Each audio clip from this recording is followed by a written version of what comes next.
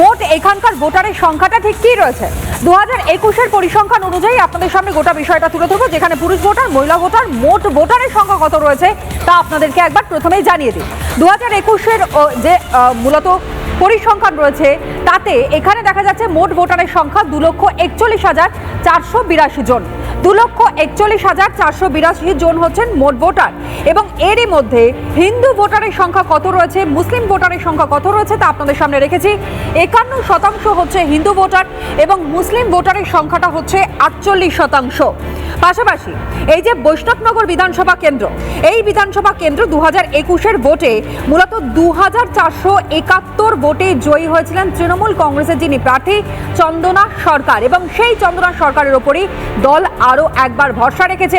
এবারে নির্বাচনও মূলত ঘাসফুল শিবির তাকে টিকিট দিয়েছে প্রতিদ্বন্দ্বিতা করতে এই বৈষ্ণবনগর বিধানসভা কেন্দ্র থেকে।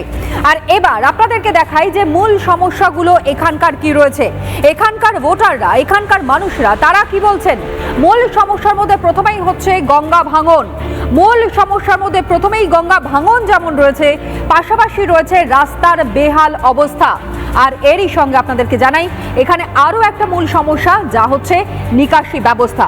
একদিকে গঙ্গা ভাঙন, অন্যদিকে রাস্তা, আর তার সঙ্গে সঙ্গে নিকাশি ব্যবস্থা। একেবারে জেরবার হয়ে গিয়েছেন সেখানকার বাসিন্দারা।